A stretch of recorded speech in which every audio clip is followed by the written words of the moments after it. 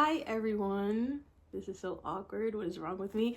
I was gonna do a different video or record a different video today, but I want to be more lighthearted. And this is something I've been thinking about doing with any of my channels for like years now, over a decade. But I am doing what I call homeschooling, which is, schooling yourself at home. It's basically just your own personal college is what I like to view it as. But this got renewed or rebirthed through my library. Well, one of my libraries having a sale.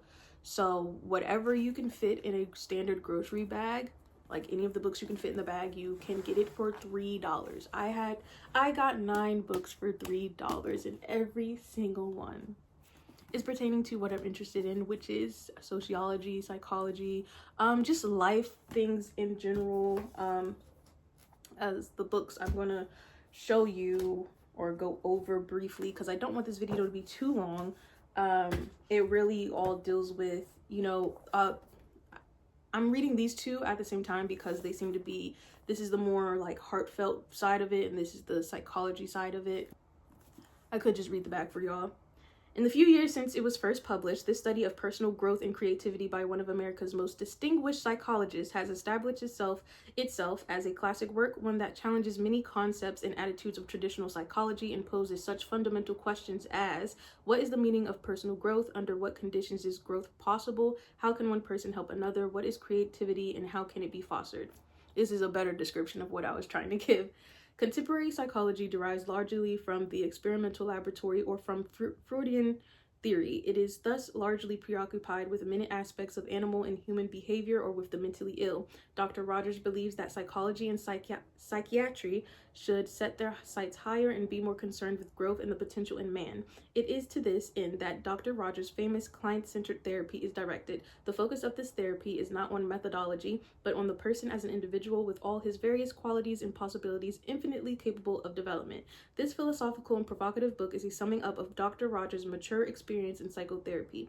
It is an indispensable introduction to the process of becoming, intended not only for psychologists and psychiatrists, but for all who are interested in human personality and growth.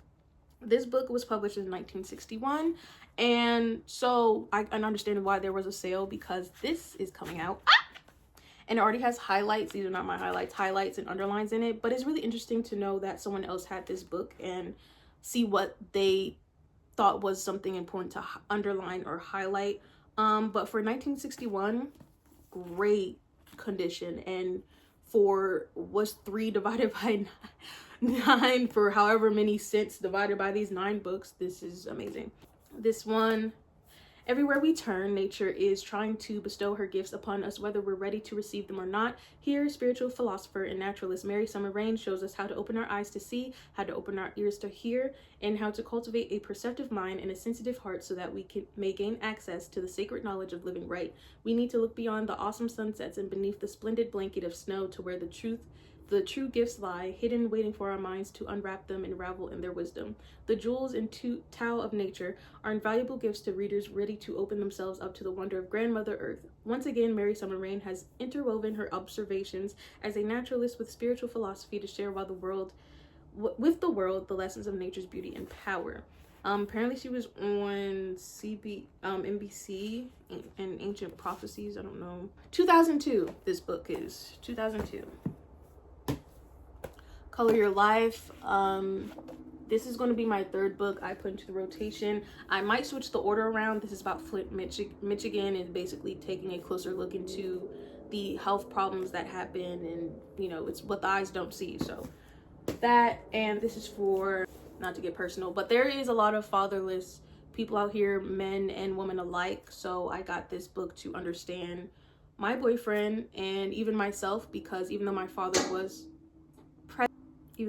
present, he still had his setbacks as how much he was present, Parents, teens, and boundaries. I don't have kids yet. I can't have kids because I don't have a uterus, which I will touch on in another video. But I do have nieces and nephews. I've always been very interested in development of all human beings when we're children, when we're adults, all that stuff. So I'm hoping this book Ooh, they have questions in here. In what ways did your parents disempower you?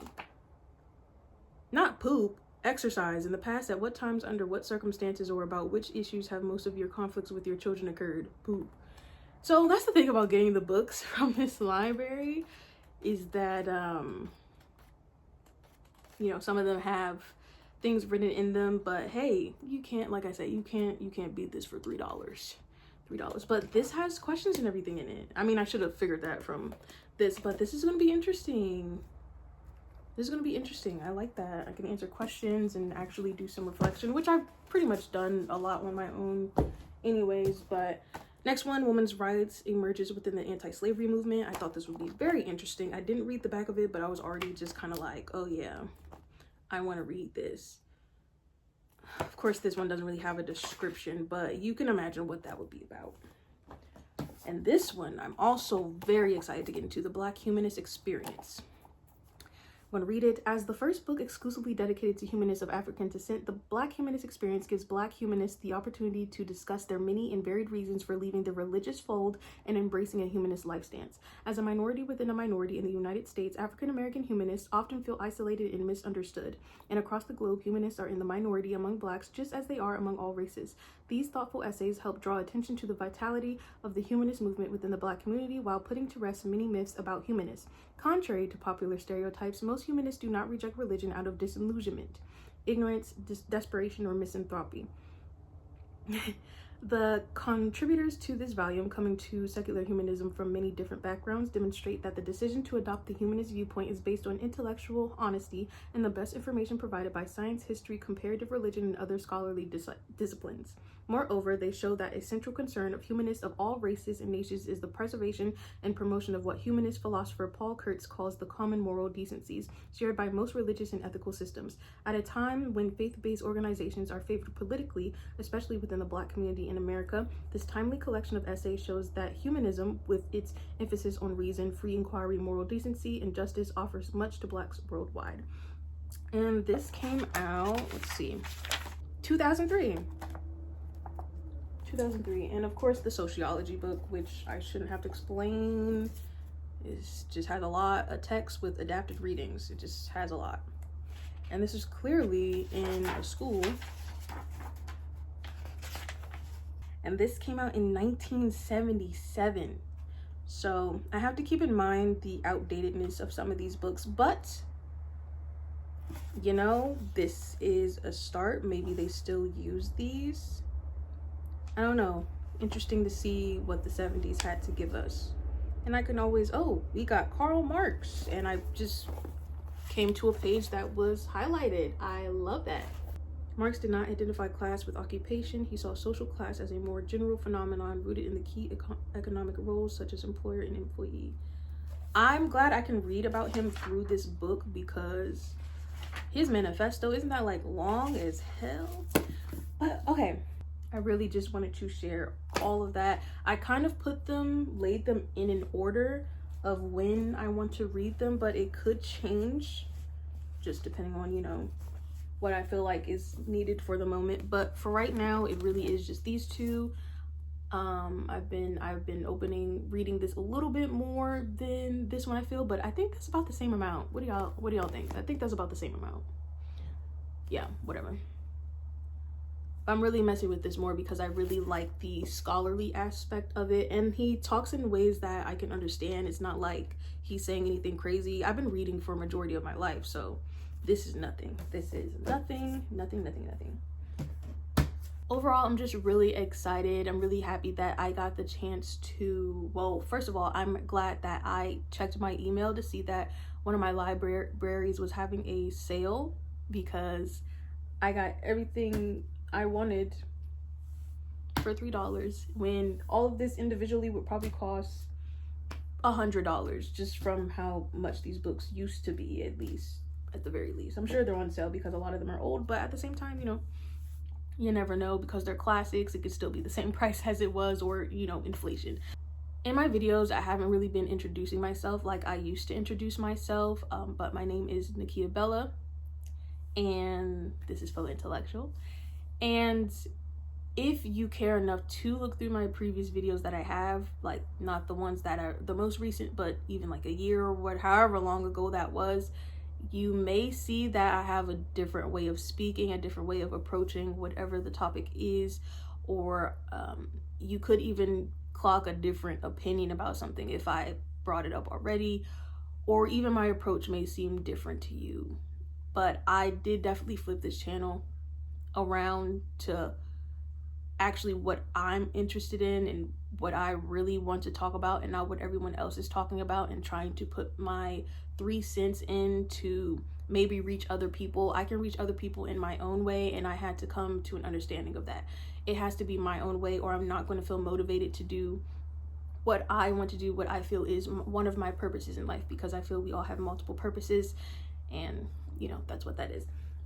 And I am at a time in my life that I'm figuring out really what is me and what is important and what isn't important. It's so many things I want to address and share with you all about just coming to this point in my life at 27 years old, being 27 and coming to a certain point, being in this climate of the world today, just existing in general, just being a human being and experiencing this life and what we can learn from this life. After reading Michelle Obama's book and seeing her explain her coming to terms with certain things like life is short, which of course we know, but seeing that in real time, seeing a friend of hers pass away, die at like at our age, my age, 27 years old, you're seeing your friend, you know, she did all this traveling. She was in college with her, and then she did all this traveling instead of doing something with her degree, went with her mom places, and then both her and her mom ended up having cancer. And you know, Michelle Obama, she was a lawyer and stuff, but this is just something that she thought she needed to do to become successful, coming from the south side of Chicago and being a Black woman, and you know, having a family that really pushes you and that really supports you. You know, she felt like that's what she had to do. And then Obama came into the picture, and it's not like he just changed her mind willy-nilly. It was just his energy made her start thinking about, you know, life is short, and I really don't enjoy this line of work. I really want to be in the community, and I want to help, because Obama really wanted to help his community, and that's what he was doing. And she was like, you know what, this is what I wanted to do in the first place. This is what I've been seeing. I've been seeing all of these opportunities pass us by because nobody is there to really uplift us and encourage us and all of that stuff. So after finishing her book and, you know, thinking about what I want to do, which is along the same lines of what they ended up doing, just on I'm not going to minimize myself and say smaller scale, but I'll say just not in a political office. Just like her, I do not like politics. I absolutely hate politics, even though I tried to get myself into that. I absolutely hate it. I don't even know why we have 2 parties if we all want to help America and whatever. Not going to get into that. But yes, those are my books. And let me know if you guys have read any of these books, or you've came across them, or one of the authors' other books. What else? Or maybe give me some book recommendations that align with whatever I just shared with you. That would be nice. And I think that's about it. And I'm glad I could share this with you. And yeah, go read, go outside, try to get some sun if you can get some sun. Take a walk if you can, like at least 10-20 minutes. Probably make you feel good. But yeah, I want to be outside, so bye.